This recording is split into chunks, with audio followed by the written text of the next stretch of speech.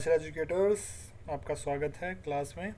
हमने 200 MCQ कर लिए हैं। उसके बाद अगले 100 MCQ कर रहे हैं, जिसमें RPWD एक्ट, NTA और सारी पॉलिसीज़ इंक्लूडेड हैं। आई होप आपकी तैयारी अच्छी चल रही होगी, आप अच्छे से कर रहे होंगे और अच्छी तैयारी करने के लिए जितनी प्रैक्टिस हो सके करते रहिए। आज का सेशन स्टार्ट करते हैं क्वेश्चन नंबर 201 से। Which of the following principle is not explicitly mentioned in the preamble of the Right of Education Act 2009? निम्न में से कौन सा सिद्धांत शिक्षा का अधिकार अधिनियम 2009 की प्रस्तावना में स्पष्ट रूप से उल्लेखित नहीं है? तो इसका आंसर है ऑप्शन डी, कंपैशन, करुणा। शिक्षा का अधिकार अधिनियम 2009 की प्रस्तावना समता, सामाजिक न्याय और लोकतांत्रिक मूल्य पर जोर देती है, लेकिन करुणा शब्द का इसमें विशेष उल्लेख नहीं है। मैं आपको ये एक्सप्लेनेशन इसलिए दे रहा हूँ ताकि आपका डिस्क्रिप्टिव भी साथ के साथ में तैयार होता रहे, मजबूत होता रहे, आपको पता चले कि एक शब्द से एक लाइन आराम से कैसे बन सकती है और कहाँ पे आप उसको रिलेट करके लिख सकते हैं। नेक्स्ट क्वेश्चन की तरफ चलते हैं।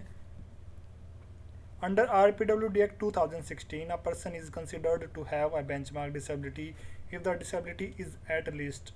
RPWD अधिनियम 2016 के अनुसार बेंचमार्क विकलांगता तब मानी जाती है जब विकलांगता कम से कम कितनी है। कितनी हमने पढ़ा था, option B is the right answer 40%। और कैसे? RPW एक्ट अधिनियम 2016 के तहत जिन व्यक्तियों में प्रमाणीकृत विकलांगता कम से कम 40% होती है उन्हें बेंचमार्क विकलांगता की श्रेणी में रखा जाता है। Which psychologist emphasized that learning is mediated through cultural tool and symbols? किस मनोवैज्ञानिक ने कहा कि अधिगम सांस्कृतिक उपकरणों और प्रतीकों के माध्यम से होता है? पियाजे, वाइगोत्स्की, स्किनर, टोलमैन। इसका आंसर है option B, Vygotsky. Next, Which article of the Indian Constitution originally dealt with free and compulsory education before the 86th Amendment? बहुत अच्छा क्वेश्चन है, इसका बहुत अच्छा आंसर है वो है ऑप्शन बी, आर्टिकल 45। मूल रूप से अनुच्छेद 45 राज्य के नीति निर्देश सिद्धांत में बच्चों के लिए निःशुल्क और अनिवार्य शिक्षा का प्रावधान शामिल था। और जहाँ तक मेरे सोर्सेज ठीक हैं, ये क्वेश्चन DTRC-PRT के जो पेपर हुए थे अभी अभी उसमें भी आया हुआ है। जहाँ तक मेरे सोर्सेज, जहाँ तक मुझे इन्फॉर्मेशन मिली थी, पेपर दे के जो बच्चे आए थे उन्होंने मुझे बताया था, इसलिए मैंने इसको इंक्लूड कर दिया। Next, the principle of scaffolding in teaching primary aims at. शिक्षण में स्कैफोल्डिंग का मुख्य उद्देश्य क्या है? तो इसका आंसर है option B, gradually removes of support as competence increases. अक्षमता बढ़ने पर सहायता को धीरे धीरे हटाना। Next, which of the following is an example of non reference test? निम्न में से कौन सा मानक सापेक्ष मूल्यांकन का उदाहरण है? Answer is option B, board examination ranking. NRT में एक छात्र के प्रदर्शन की तुलना अन्य छात्रों के समूह के प्रदर्शन से की जाती है, जैसे कि रैंकिंग या परसेंटाइल, जो कि KVS टायर 2 में बनेगी। Next, the national trust act 1999 mainly focus on which disability? National trust act अधिनियम जो कि 1999 में आया था, मुख्य रूप से किन विकलांगताओं से संबंधित है? Option B is the right answer, autism, CPID, multiple disability. 4 disability के बारे में इन्होंने अच्छे से बताया था। Next, which of the following learning theory explain behaviour through latent learning? कौन सा सिद्धांत गुप्त अधिगम की अवधारणा देता है? टोलमैन का सिद्धांत, पैवलोव की कंडीशनिंग, स्किनर की रेनफोर्समेंट थ्योरी या थ्रोनडाइक का कनेक्शनिज्म? तो आंसर है ऑप्शन ए, टोल्समैन की कॉग्निटिव थ्योरी। एडवर्ड टोलमैन ने गुप्त अधिगम का सिद्धांत दिया जिसमें सीखने की प्रक्रिया होती तो है, बट वह तब तक प्रदर्शित नहीं होती जब तक कोई प्रोत्साहन ना मिले। मतलब मैं आपको कहूँ, वेरी गुड, आप बहुत अच्छा कर रहे हैं, आपने अभी तक 8 क्वेश्चन कर लिए और आपके सारे ठीक है, इसका मतलब आपकी तैयारी बहुत अच्छी चल रही है। मैं चाहता हूँ कि आप ऐसे तैयारी करते रहें जिससे आपकी रैंक बहुत अच्छी आए। ये है प्रोत्साहन, आपको भी अच्छा लगेगा सुन के। हालांकि आपके 8 में से चाहे 4 ठीक हो या 5 ठीक हो या वट एवर आपका जो भी स्कोर रहा है, उसके बावजूद भी आपको अच्छा तो लगा। Next, in inclusive classrooms curriculum adaptation primarily aims to, समावेशी कक्षा में पाठ्यक्रम अनुकूलन का मुख्य उद्देश्य क्या है? इसका आंसर है ऑप्शन सी, इंश्योर करना एसेसिबिलिटी फॉर डाइवर्स लर्नर्स। पाठ्यक्रम अनुकूलन का अर्थ क्या होता है? शिक्षण सामग्री और विधियों में बदलाव करना ताकि हर प्रकार की आवश्यकता वाला बच्चा सीख सके। Next, which of the following is not a dimension of Sternberg strategy theory? Sternberg के त्रिय आयामी बुद्धि सिद्धांत का कौन सा भाग नहीं है? ये नहीं है, emotional intelligence. Option D is the right answer. Next, 2011 sorry, which schedule of the Indian Constitution deals with administration of tribal areas in Assam, Meghalaya, Tripura and Mizoram? भारतीय सिद्धांत की कौन सी अनुसूची असम, मेघालय, त्रिपुरा और मिजोरम के जनजातीय क्षेत्रों के प्रशासन से संबंधित है? इसका आंसर है ऑप्शन बी, छठी अनुसूची। उत्तर पूर्वी राज्यों के जनजातीय क्षेत्रों में स्वायत्त जिला परिषदों के माध्यम से प्रशासन का प्रावधान करती है।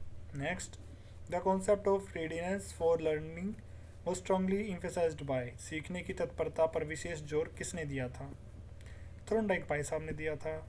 Next, which of the following is an example of formative assessment? निम्न में से कौन सा पारूपिक मूल्यांकन का उदाहरण है? बोर्ड परीक्षा, मिड टर्म रिपोर्ट, निरंतर कक्षा फीडबैक या वार्षिक परीक्षा? इसका आंसर है option C, continuous classroom feedback, निरंतर कक्षा feedback. Next, the rehabilitation council of India act was enacted in, RCI act कब आया था? हमने डिस्कस किया था 1992 में। Next, which disability involve difficulty in writing expression and hand writing, लिखने और हस्तलेखन में कठिनाई किस विकार में होती है? जिस तरीके से मैं बोल रहा हूँ आपकी भी स्पीड इससे ज़्यादा होनी चाहिए, क्योंकि आपको एग्ज़ाम में एमसीक्यू में कम से कम टाइम देना है और डिस्क्रिप्टिव में जितना भी टाइम आप वहाँ पे बचाओगे वो दे पाओगे, अच्छे से लिख पाओगे, ताकि आप भीड़ से अलग हो सको। इसका आंसर है ऑप्शन बी। बीच बीच में मैं आपको एडवाइस टिप्स बताता रहूँगा। Dysgraphia. Next, which term describe learning that occurs without reinforcement, बिना पुनर्मलन के होने वाले अधिगम को क्या कहा जाता है? इसका आंसर है option B, latent learning. Latent learning एक गुप्त अधिगम है, वह ज्ञान जो बिना किसी तत्कालिक सुदृढ़ीकरण के प्राप्त किया जा सकता है और भविष्य में आवश्यकता पड़ने पर प्रदर्शित होता है। Which policy first introduce the concept of operation black board? इसका आंसर है option B, NPE 1986। Next, which psychologist is associated with insight learning experiments with chimpanzee? अच्छा, मुझे ये बताना कि ऑपरेशन ब्लैक बोर्ड कब आया था?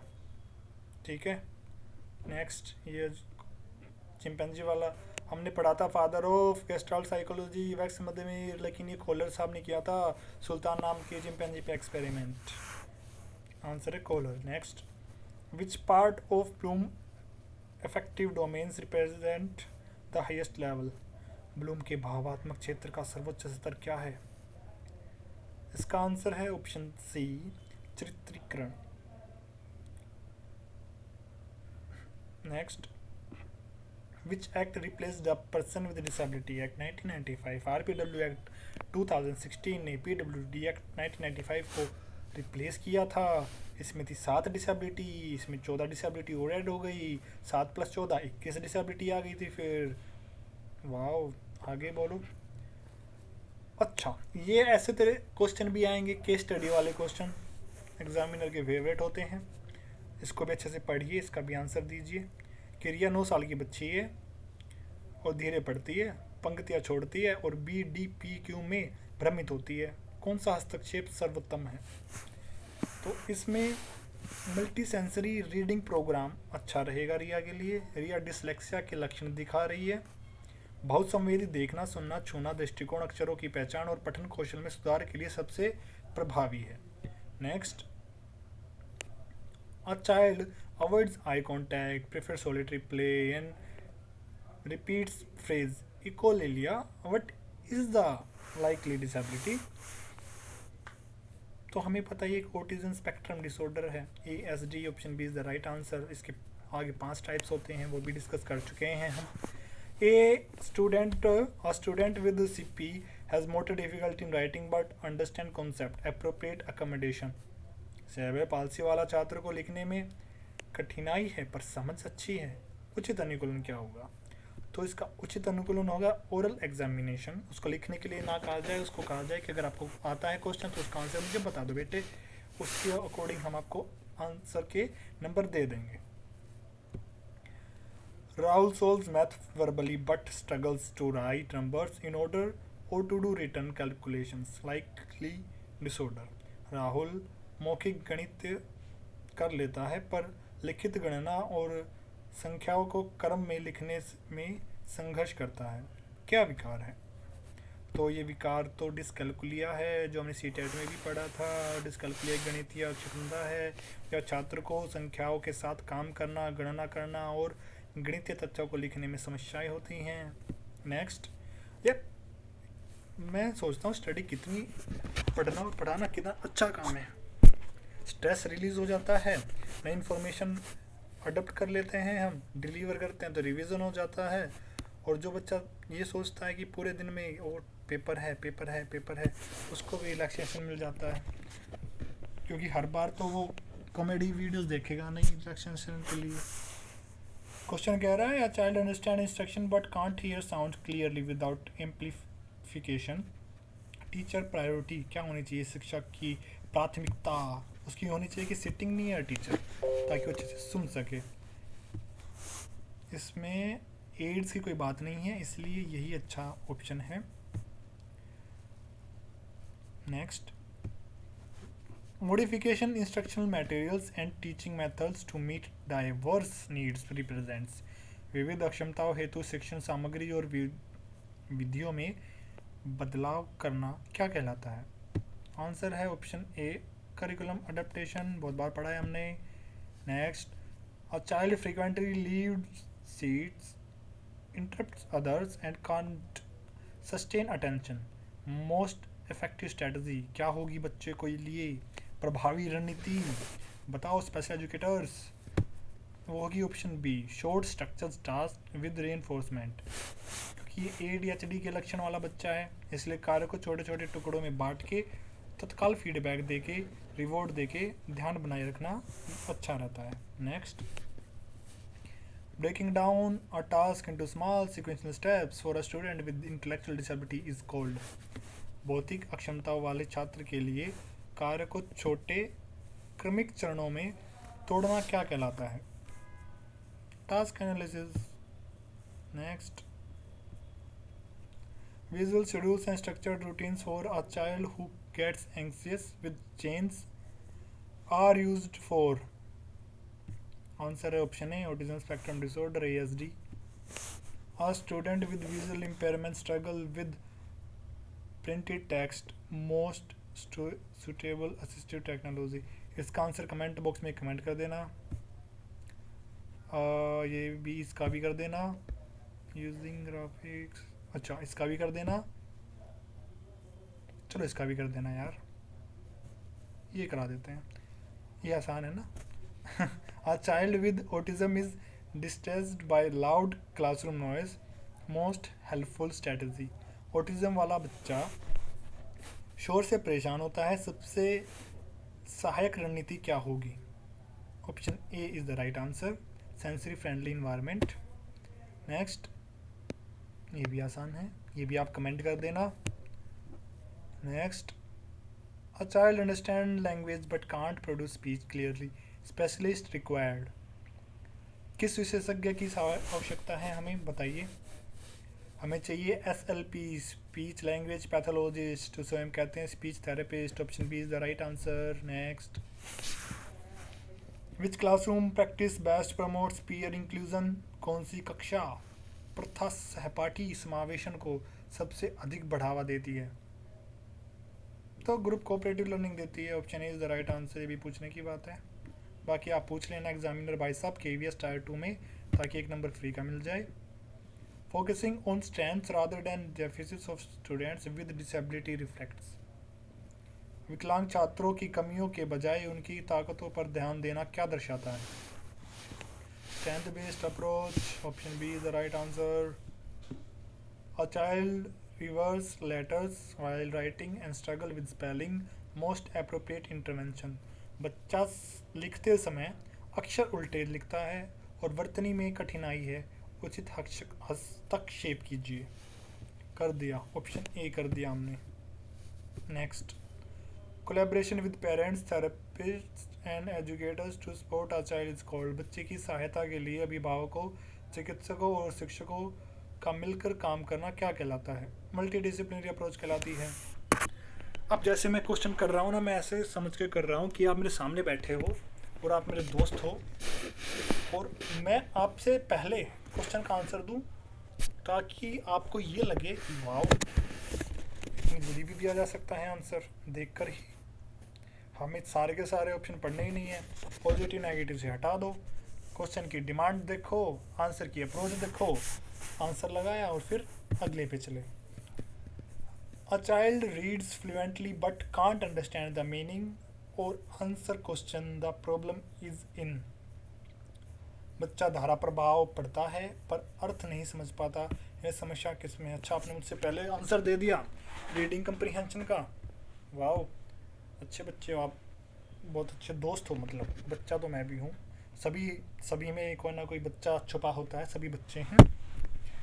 Next, extreme distress over seating changes and insistence on same routine daily indicates. बैठने की जगह बदलने पर अत्यधिक परेशानी और समान दिनचर्या की जिद क्या दर्शाती है? भाई ASD वाला बच्चा नहीं चाहता मेरा रूटीन बदले. Next, a student with hearing impaired watches the teacher lips with while listening. This is lip reading. Next, learning daily life skill through practice in natural setting is natural environment training. Option B is the right answer. ये रहा explanation. ये explanation ज़रूर पढ़ना क्योंकि आगे जाके helpful होगा. आपकी सबकॉन्शियस माइंड में बैठ जाएगा इतनी बार पढ़ोगे तो, और वहाँ पे जाके लिखने में आसानी रहेगी. Next, a student who speak well but struggle to understand spoken instruction has difficulty with. Expressive नहीं है बच्चा भाई. एक सेकंड, मेरा गलत कैसे हो गया? A student who speak well, अच्छा बोल लेता है, एक्सप्रेसिव तो है, but struggle to understand spoken instruction. अच्छा, औरों की भाषा नहीं समझ पाता तो रिसेप्टिव लैंग्वेज, बिल्कुल ठीक है. ऐसी गलतियाँ मत करना, इसे कहते हैं और कॉन्फिडेंस की झलक आपके अंदर नहीं होनी चाहिए. सारी चीज़ें यहीं सिखाने की कोशिश करूँगा मैं आपको. Next question, providing alternative formats video, diagram, audio for content reflects which principle. सामग्री के लिए वैकल्पिक प्रारूप वीडियो, चित्र, ऑडियो प्रदान करना किस सिद्धांत को दर्शाता है? ये दर्शाता है मल्टीपल मीन्स ऑफ रिप्रेजेंटेशन को. बहुत बढ़िया, ये रही explanation. A child misjudge distance, bump into object and struggle with special orientation likely difficulty. बच्चा दूरी का गलत अंदाज़ा लगाता है और चीज़ों को टकराता है, संभावित समस्या क्या है? तो बच्चा देख नहीं पा रहा ना. Option is the right answer, visual perceptual difficulty. Explanation ध्यान रखना. Encouraging classmates to assist a student with disability during group activities is. समूह गतिविधियों के दौरान सहपाठियों को विकलांग छात्र की सहायता के लिए कहना क्या है? तो उसको रेमेडियल टीचिंग देनी चाहिए हमें, इंस्ट्रक्शन थोड़ी रेमेडियल इंस्ट्रक्शन देनी चाहिए. बट क्वेश्चन की डिमांड है कि समूह गतिविधियों के दौरान सहपाठियों के लिए पीयर ट्यूटरिंग अच्छी है. बोलोगे सर आपने तो पहले ही आंसर देख लिया, बिना आंसर देखे बताओ. तो ठीक है, इसका बताते हैं. Task that are short structured and include frequent feedback help student with. छोटे संरचित कार्य और बार बार फीडबैक किन छात्रों के लिए मदद करते हैं? ऑब्वियसली ADHD वाले बच्चों के लिए. देखा, मैंने आंसर दे दिया ना. अरे मैंने डिज़ाइन किए हैं सारे क्वेश्चंस आपके लिए ताकि आपको हेल्प बने. अब मैं अलग से वीडियो नहीं बना सकता कि एग्ज़ाम्स में ये गलतियाँ मत कीजिए. मैं नहीं चाहता आपको 10 वीडियो और देखनी पड़े. एग्ज़ाम से जाने से पहले देखिए ये वीडियो, ये 5 बातों का ध्यान रखना एग्ज़ाम से पहले। मैं प्रैक्टिस में ही बता रहा हूँ आपको कि किन बातों का ध्यान रखना है, क्या बातें नहीं करनी हैं और क्या बातें करनी हैं। प्रोज और कॉन्स ऐसे लर्निंग में ही आ जाएंगे हमारे। और ना देखना फिर जब केवीएस का पेपर पास आएगा ना, सारे यूट्यूबर्स एग्ज़ाम में जाने से पहले देखें ये वीडियो, जाने से पहले ना करिए गलती। फोमो बन जाएगा तुम्हारे अंदर, फियर ऑफ मिसिंग आउट, क्योंकि सोशल मीडिया का ज़्यादा यूज़ करते हैं और पढ़ाई में मन कम लगता है। तो आपको एक शिक्षक की और एक दोस्त की आवश्यकता है जो आपको समझे और समझाए, ना कि एक सख्त अध्यापक की जो आपको वन वे कम्युनिकेशन से कि हाँ एक क्वेश्चन को पढ़ो, आंसर बताओ, एक्सप्लेनेशन दो और चलते बनो, क्योंकि आपका काम इतना ही है। टीचिंग ट्राइपोलर प्रोसेस है। जॉन डीवी भाई साहब ने कहा है ना, टीचिंग, स्टूडेंट और करिकुलम। टीचर तो है यहाँ पे, स्टूडेंट आप इस वीडियो को बाद में देखोगे। करिकुलम में मेरे पास TLM बना हुआ है 100 क्वेश्चन की MCQ, बट रिलेट कैसे कर पाओगे आप जब इस वीडियो को देखोगे? जब आप मेरी आवाज़ सुनोगे तो रिलेट कर पाओगे। हाँ, किसी भी एज का बंदा है बोल रहा है, फैक्ट है, अच्छी बात है, मान लेनी चाहिए। नेक्स्ट, अब हम आते हैं टॉपिक पे। अगर आप यहाँ तक बने हुए हैं हमारे साथ, अपना स्कोर कमेंट कर देना। जो क्वेश्चन मैंने स्किप किए हैं आपके लिए उनको पढ़ना, उनका आंसर भी कमेंट कर देना, फॉर्मेलिटी मत दिखाना। ओके, चलते हैं फिर आगे। Writing letters of varying size and in between words and your with. मुझे नहीं लगता इसका आंसर देने की मुझे आवश्यकता है, फिर भी मैं बता देता हूँ कि ये इससे रिलेटेड है, ऑप्शन ए से, क्योंकि आप सारे इंटेलिजेंट ही हैं। Learning a new behaviour by observing animated classmate is called observation learning. Okay okay, मुझे तो अब पता चला एक बग। नहीं, मुझे लगा सिर्फ राइट आंसर के साथ ही ट्रांसलेशन की गई है। अब ठीक है, ठीक है, इसका आंसर ए है।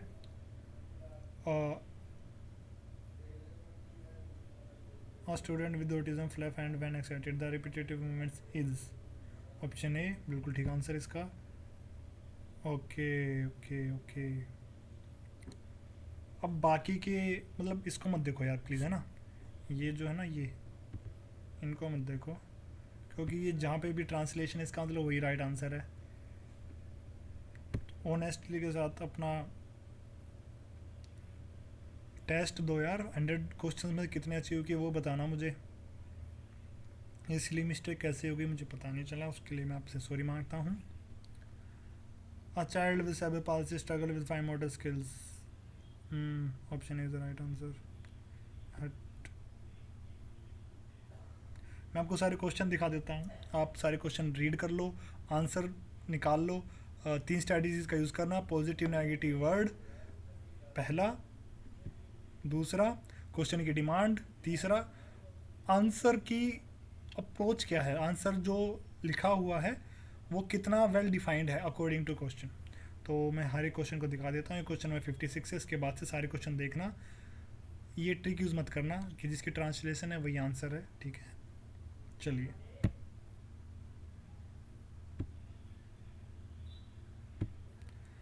मैं बहुत शर्मिंदा हूँ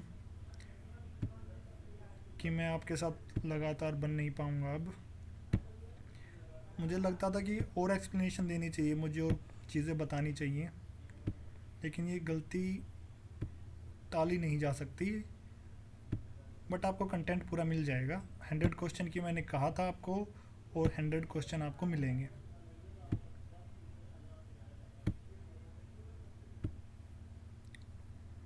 आई होप आप अच्छे से तैयारी कर रहे होंगे। I hope